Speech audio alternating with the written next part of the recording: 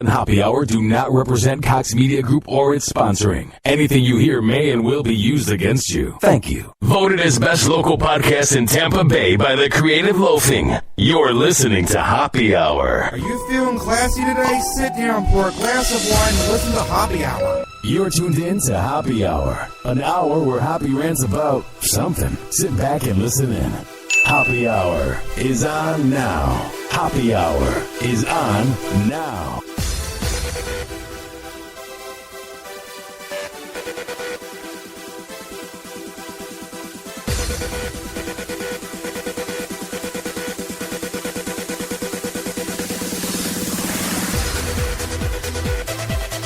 What up? It's Happy Hour. I'm your host, Ryan Hoppy. You like this new intro?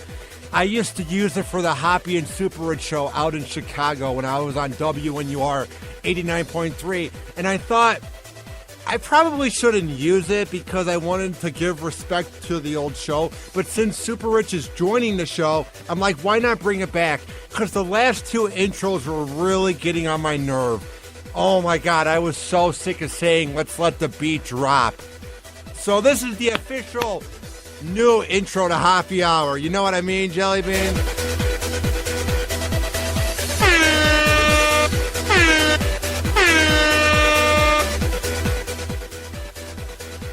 We have so much to get into, but I have an announcement that I am so proud of. So, HappyRadio.com has been up for 2 years.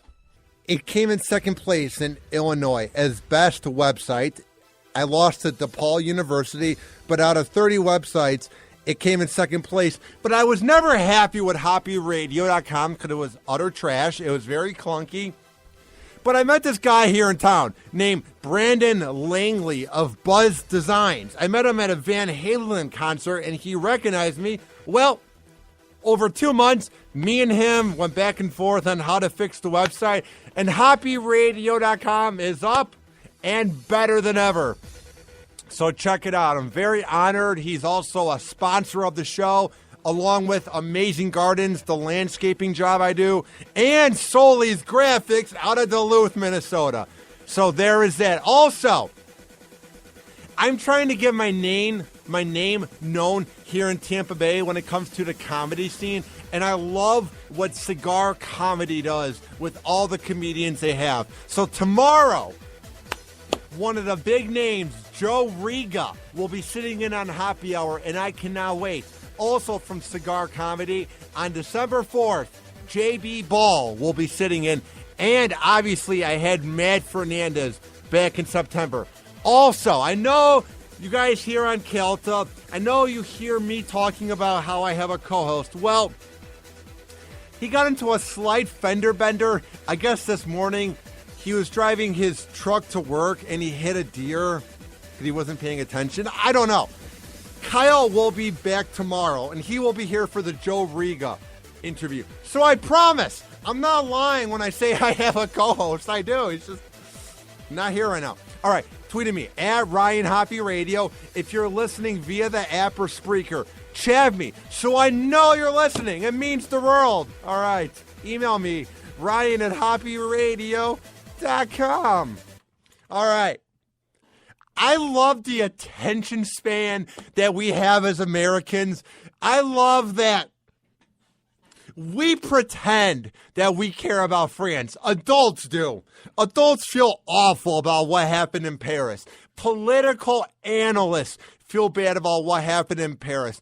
But millennials can give two craps.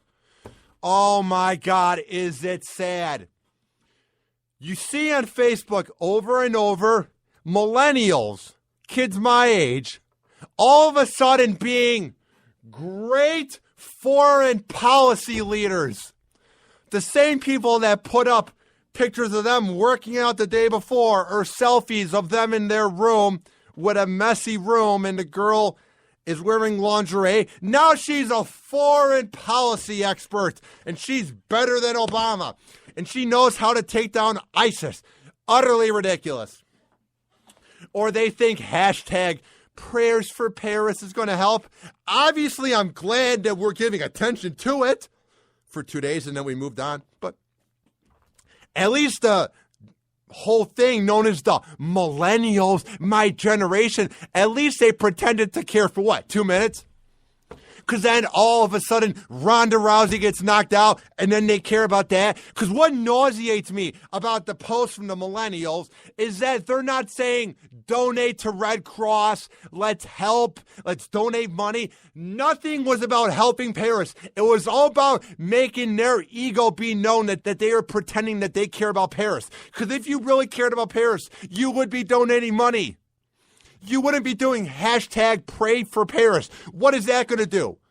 What is your long post about ISIS with awful grammar? What is that going to do? Nothing.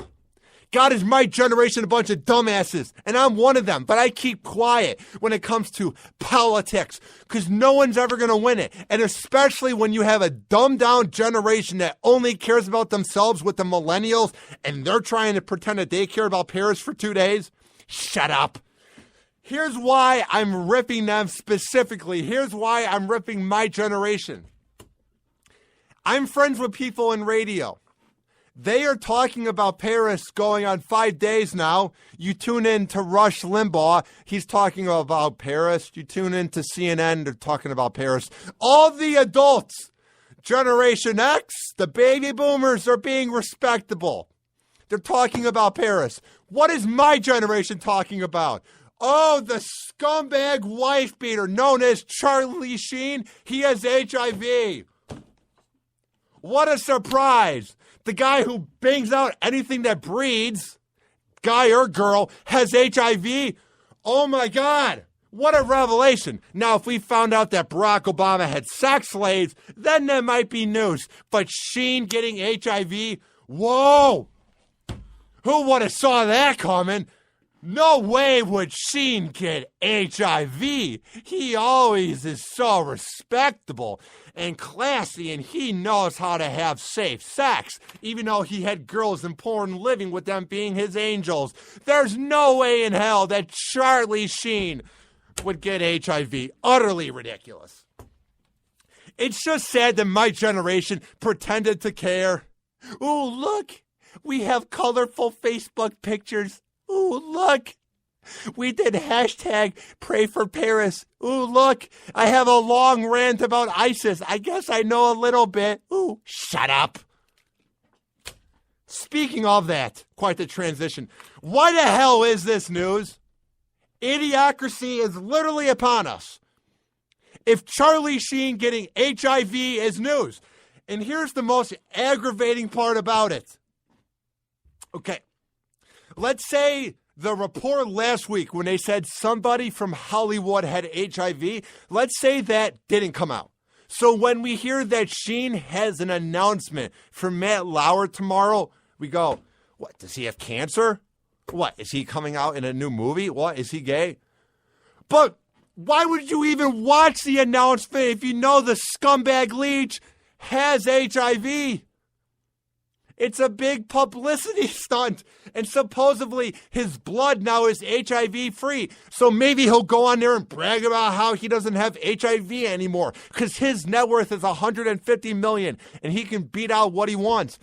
My point is, why is this news? Why is the Red Cups news? Why is Ronda Rousey news?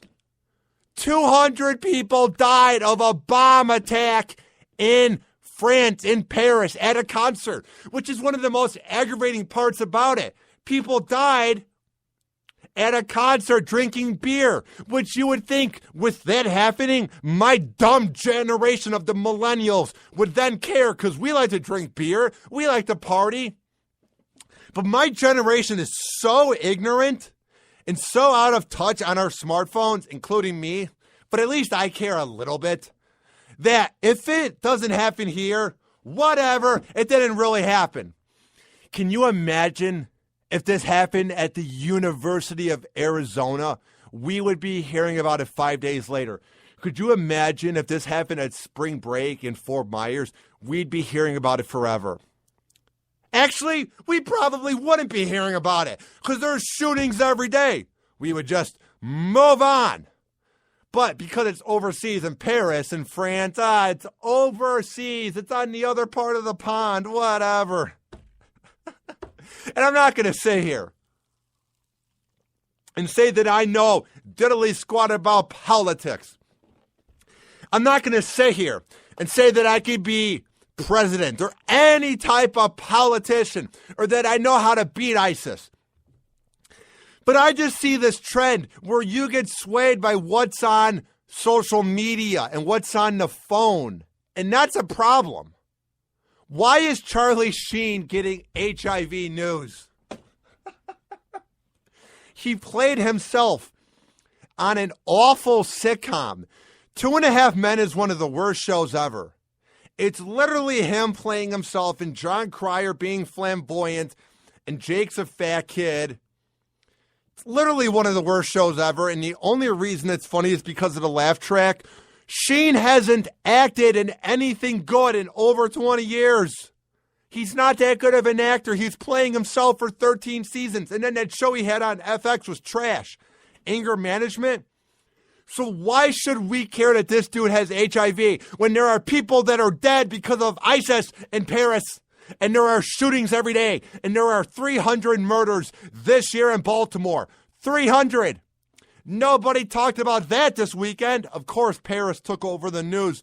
But Baltimore's a major market. It's a top 20 city. But all we care about is Sheen and his HIV, Ronda Rousey and her tips on not using lube, the red cups and how they're so outrageous, what Caitlyn Jenner did this weekend. I normally don't mind transgendered people. I fully support them. But she's an embarrassment to the community, by the way. Really? You're going to have her be the advocate, the girl that got away with manslaughter? That's the person you want to have represent your whole community? Is someone that got away with a manslaughter charge? Good riddance. God, are we screwed? As I get to this headline. Man, are we doomed? If this is news, I'm going to read about it. I'm going to trash it. But I'm not going to spend 5 days on it. There are going to be radio shows and TV shows and websites that are going to keep talking about Charlie Sheen. Oh my God, what a surprise. And this is from my favorite site, which I never use, but for this, I kind of had to use it for the news. It says, and this is from TMZ.com. Charlie Sheen has had HIV for years, but his position now is that he beat the disease because it's undetected in his body. It must be great to have money. It must be great to be an A-list celebrity where you can just walk into a doctor's office and they literally might just give it to you for free. They might cure you for free. You have the best possible medicine. You have the best resources around you when your net worth is $150 million. And the sad part is I'm located here in Tampa Bay, the number one city with the most HIV cases, which is sad. It's heartbreaking. And you have this buffoon claiming he beat it. Man, are we in some dire times in America when this is news. It says here that the TMZ sources say that he has known for 2 years that he was HIV positive. And one source says that he's known longer than that. So basically, he's known for a while. Woo, great. I hope he told the girls that he was banging out every minute that he had it.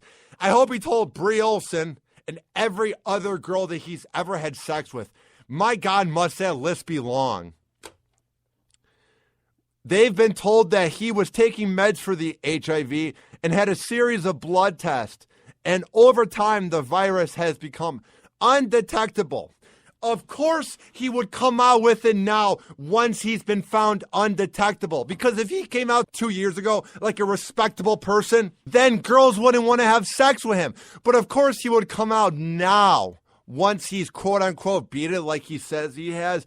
Because he has the ego the size of this universe, and the only thing that Charlie Sheen cares about is Charlie Sheen, because he's a dirtbag. Ridiculous. And now you're probably saying, oh, Hoppy, you're being a little harsh on Sheen. Am I? We're ripping on guys like Ray Rice and Greg Hardy for being woman beaters.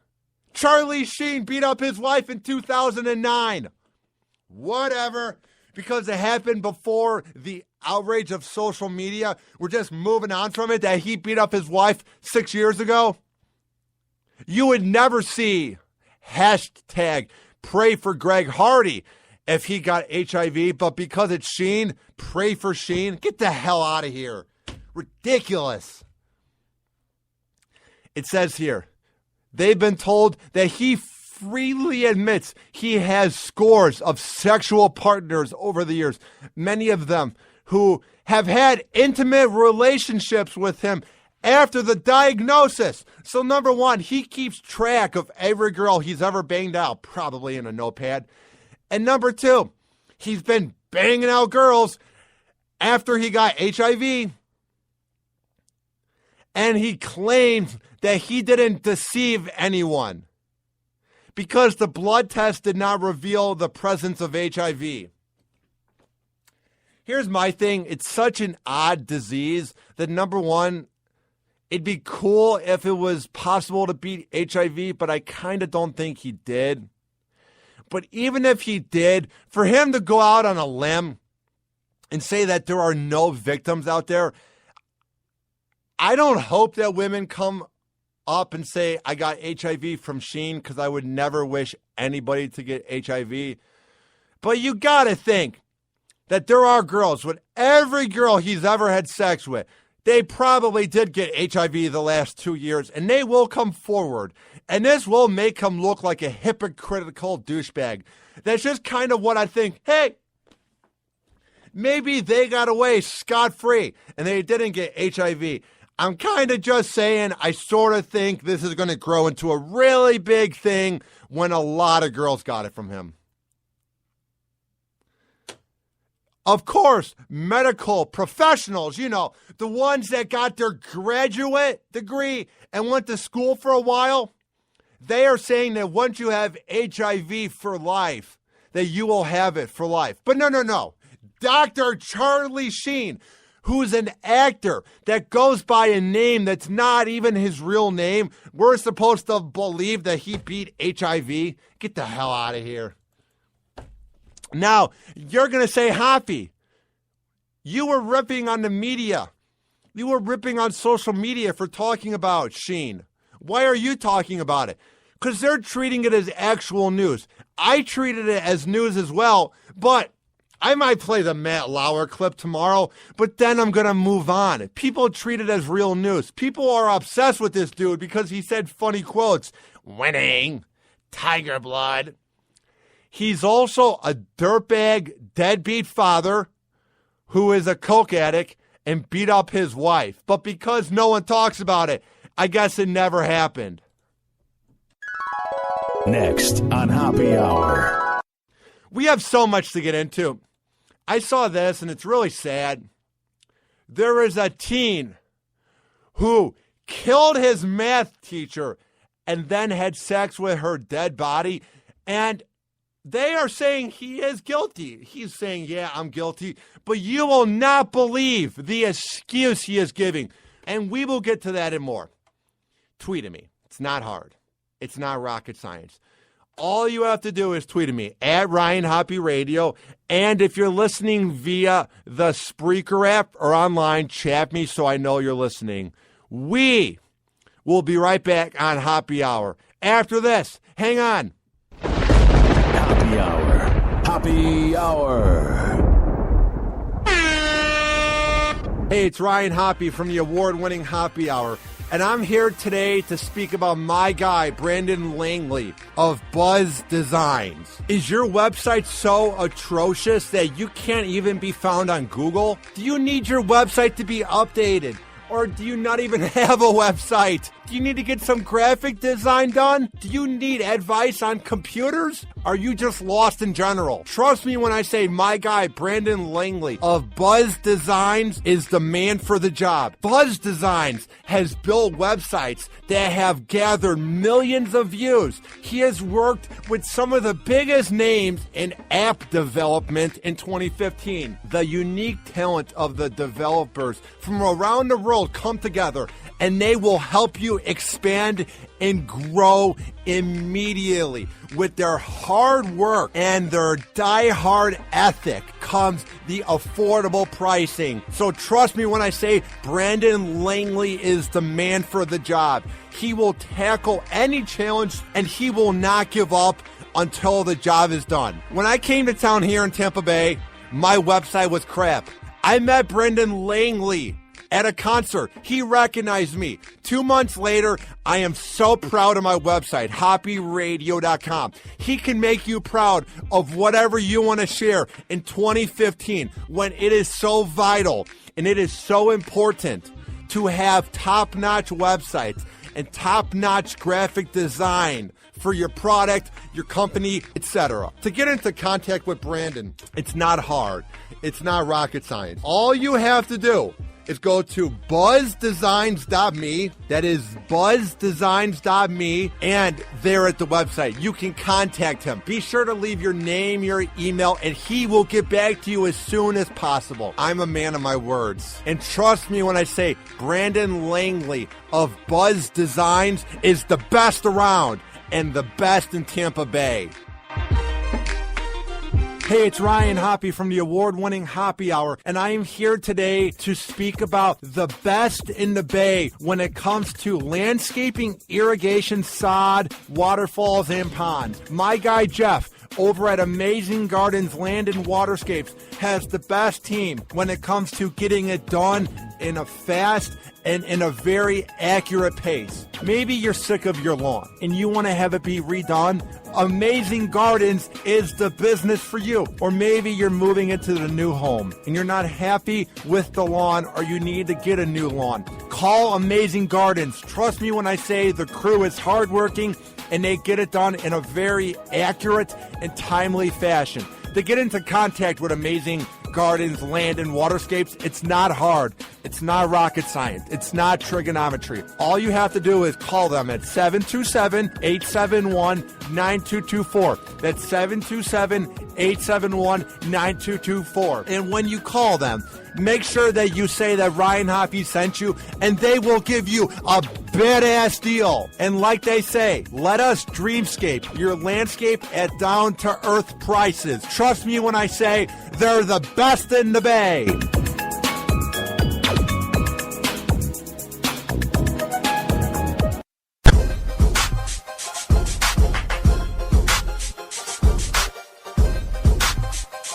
What up? This is Chase from Hot 101.5 in Tampa Bay, and you're listening to Hoppy Hour. Live from the Sunshine State, this is Hoppy Hour.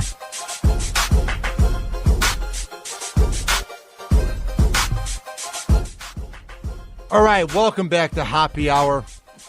Tweet at me at Ryan Hoppy Radio. We seem to have a message here. Somebody said, quit doing the show, you suck. Oh, thank you. Also, email me, Ryan at hoppyradio.com. All right, sounds about right.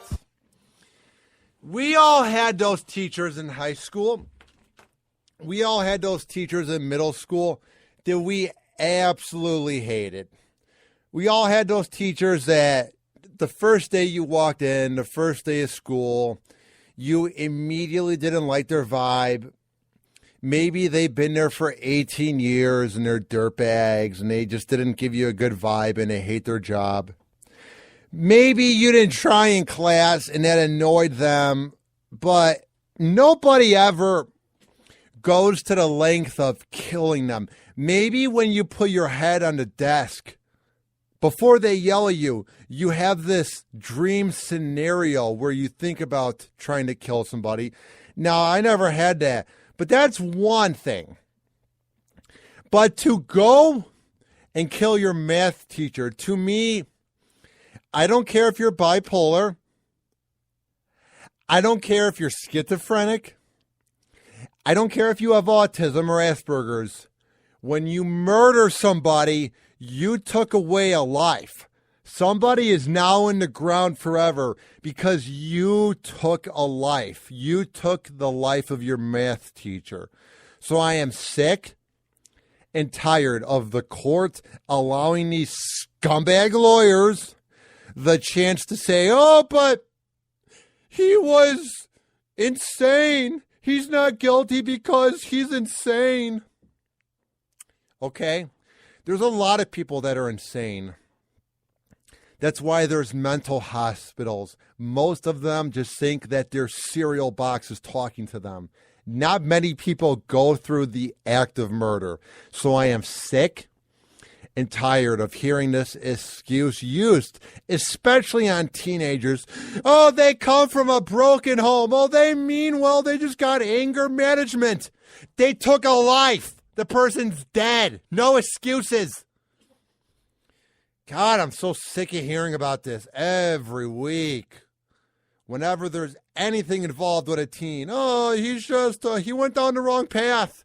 Yeah, just because he's 16 years old and he's not 36 doesn't mean that the person's not dead. It's not an excuse. So if you're 16 years old and you kill your math teacher, that makes you insane. What if you're 36 years old and you're at a community college and you kill your math 101 teacher? You're not insane then, you're evil. It doesn't matter the age. And I'm saying this because I see this headline, and it's from the dailymail.com, and it says, teen's attorney admits the boy murdered his math teacher and did unspeakable things to her body. But he says he's not guilty by reason of insanity. I'm not saying it'd be one thing to kill your teacher, but maybe you were angry in the moment. Maybe you were mad. Maybe you're just evil and you wanted to kill somebody. But when you do unspeakable things to her body, that kind of makes you insane. Taking away a life is insane enough, but doing unspeakable things, yeah.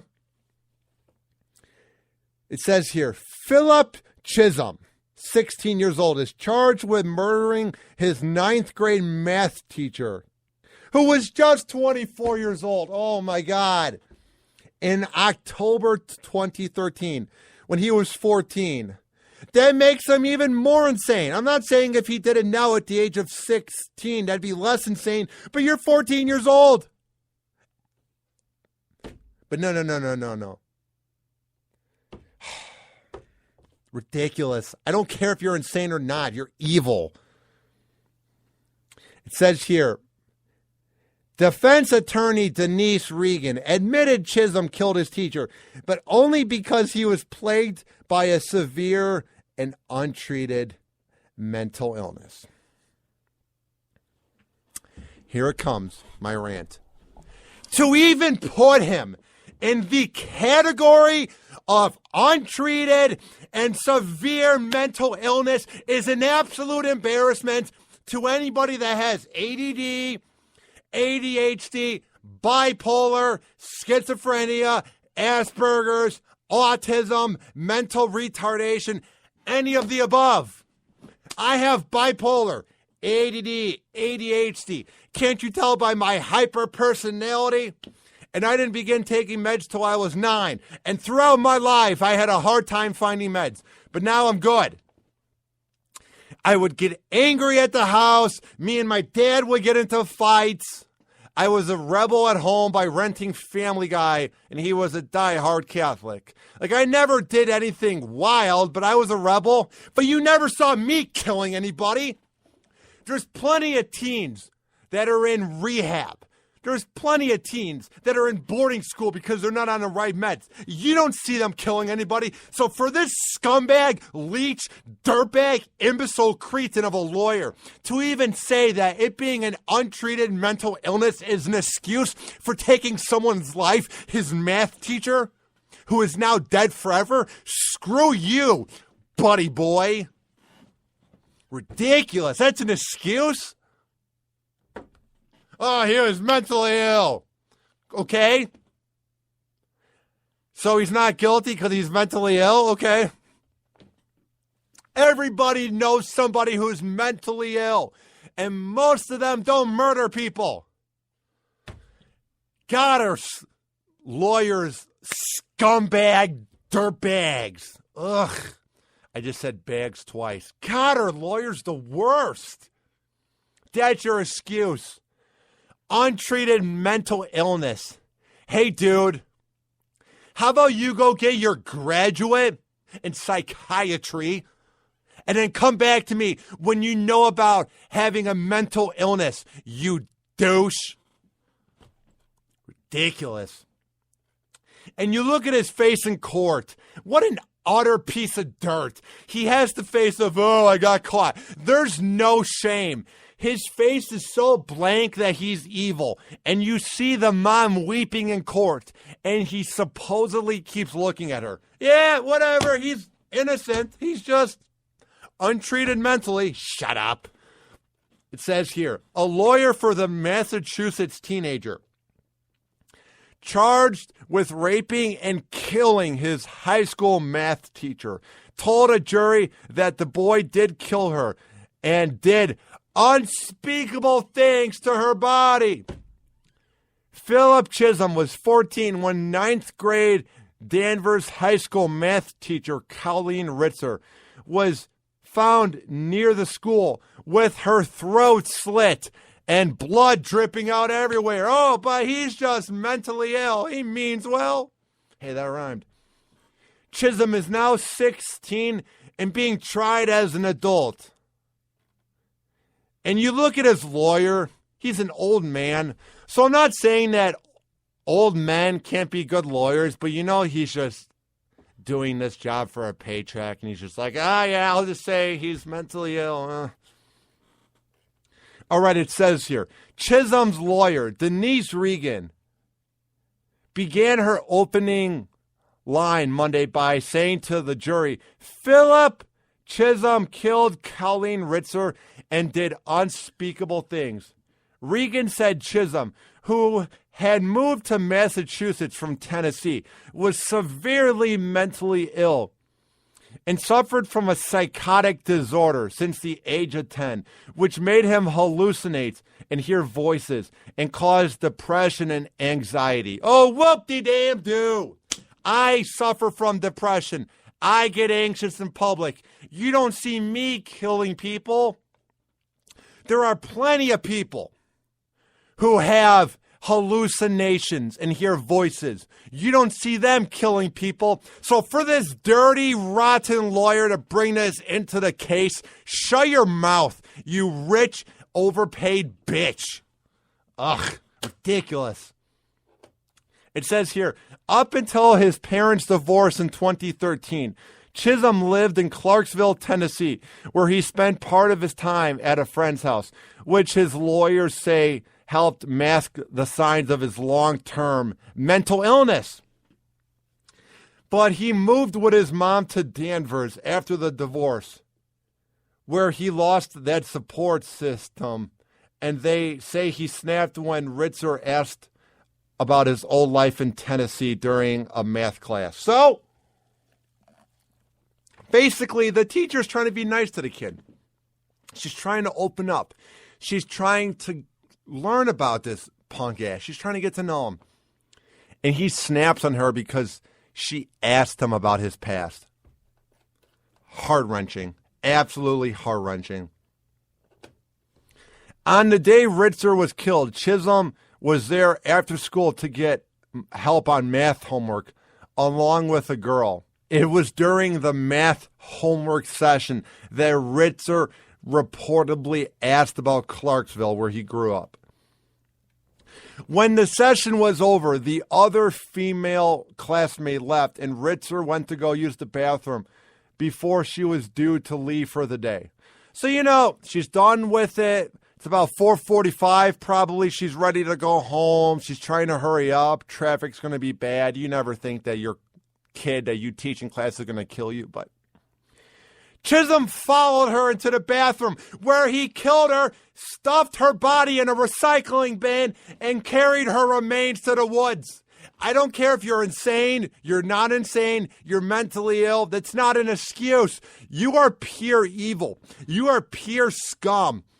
The dirt on the ground is more likable, has more class, and is better than you.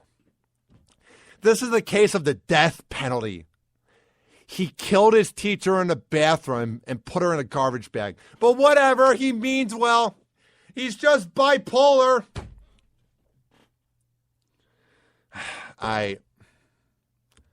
It's sad. I mean, it says here, they went into gruesome detail about how she was killed, saying that she was raped, strangled, and slashed 29 times with a box cutter, and then was raped again repeatedly due to evidence. The dead air is for a reason. People that are mentally ill, people that have Asperger's, ADD, ADHD, bipolar, autism, anything, schizophrenia, they don't do this. I have ADD, ADHD, bipolar. You don't see me killing my teachers 7 years ago when I was in high school, raping them, cutting them up 29 times, raping them again, and then throwing them in the woods. Just saying. You did see me checking out girls in gym class when they wore yoga pants. I did that like every other normal boy, but you didn't see me killing my teacher. It says here, oh, poor Philip. Here's what they said in his defense. Philip was under a lot of anxiety. He lost his whole support. He was away from his best friend. He had lost his family. He had lost his soccer coach. He had lost the close-knit community of Clarksville. And he came to Danvers where he knew no one. All right. You become the person you are by the people you hang out with when you grow up, by the type of parents you have, the type of mentors, the type of friends. These people in Clarksville, Tennessee, obviously weren't that good of role models if when you leave, they don't leave that good of an impact on you, and you kill, strangle, repeatedly rape the dead body of your teacher. Obviously, Clarksville wasn't that good for you because leaving it would make you a better man, you punk-ass bitch. Ridiculous. Oh, so you're saying if his soccer coach and his best friend and his science teacher from Clarksville, Tennessee, if they moved with him to Danvers, he wouldn't have done this? Oh, poor him. How about the fact that the teacher who is just 24 years old, she wasn't even in her mid-20s yet, she's now dead forever because of this douche. But you're going to bring on the whole pity of, well, he didn't have his support around him. He's 15 years old. I'm not saying he's grown up, but he's a teenager. He's a young adult. It's time to grow up. And obviously he didn't because he took an innocent life. There's nothing much to this. It's just, I don't know. It's just, it breaks my heart. That's why I'm having a hard time saying anything. I mean, the fact that we're even letting the lawyers, I know that's their job to come up with a defense. Like there are people that defended Jeffrey Dahmer, John Wayne Gacy, Jerry Sandusky. But that lawyer, how do you look yourself in the mirror, buddy boy, when you go home speeding in your nice Porsche to your nice mansion in your nice house with a wife that makes you a great dinner and kids? Because that's how I picture every lawyer. How do you look yourself in the mirror as your kid is using the fancy and the newest iPad because of the money, and your wife is wearing the nicest clothes because of the money, and your living room is set up with surround sound because of the money that you make from defending cretins like this guy who killed his teacher, had sex with her dead body, and cut her up 29 times? That's why I respect lawyers, but I don't at the same time, because I cannot imagine taking that case. Defending a kid who raped a teacher's dead body. I mean, I don't know. Lawyers are cool, I guess, because they are just doing their job. But I mean, I can't imagine having to get up in the morning and come up with a way to defend him. But hey, I want to go into radio. Some people want to go to medical school. Some people want to be firemen. Some people want to be lawyers. Ow. Happy hour is about to end. But first, it's time for Last Call. Happy hour is about to end, so it's not hard to get into contact with me. Tweet at me at Ryan Hoppy Radio. Email me, ryan@hoppyradio.com. Tomorrow on the show, one of the funniest comedians in the Tampa Bay area, Joe Riga, will be on. Wednesday, one of the funniest up-and-coming comedians in Tampa Bay. She won Best Local Up-and-Coming Comedian by the Creative Loafing. Amanda Jordan will be on. And radio legend Buzz Burbank from the Don and Mike Show and the Michael Mara Show. So, that's what's coming up this week. Check out my new website. It has been updated. It has been renovated. You can check out everything on there. Brought to you by the sponsor of this show, Brandon Langley of Buzz Designs. It's hoppyradio.com. That is hoppyradio.com. Go to the Google Play Shop. Go to the iPhone shop. Search up Hoppy Radio, and you can listen to all my rants, all my interviews anywhere in the world, and you can listen to the show live and chat me. That is about it. Tomorrow, Kyle Veet, the co-host, will be back. So do not touch that dial when the time comes tomorrow. This has been Hoppy Hour. I am your host, Ryan Hoppy, saying peace out.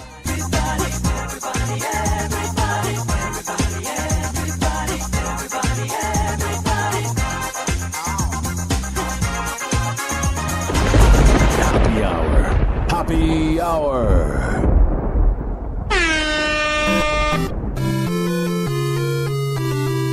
There's just $200 here, Nappy. Seriously? $8. There's just $200 here, Nappy. Seriously? $200? I can barely let the porn shoot for that much. Porn shoot? Yeah, we direct pornos. You teach him El Porno yet, Juby? Huh? Shut up! What is this word? El porno. It means wealth. It's how you use your body to make money. Isn't that right, Juby? Tell him. Tell him with your mouth. Shut up, Nappy. Where's Mappy? We left his ass back at the house. Who needs maps anymore? I'll tell you where to go. I'm Gypsy, the GPS. Gypsy can run the camera. It'll be fine. Yeah, I'll run the camera. I'll run it good. Hey, did I see Jubilee over here? Where is she? You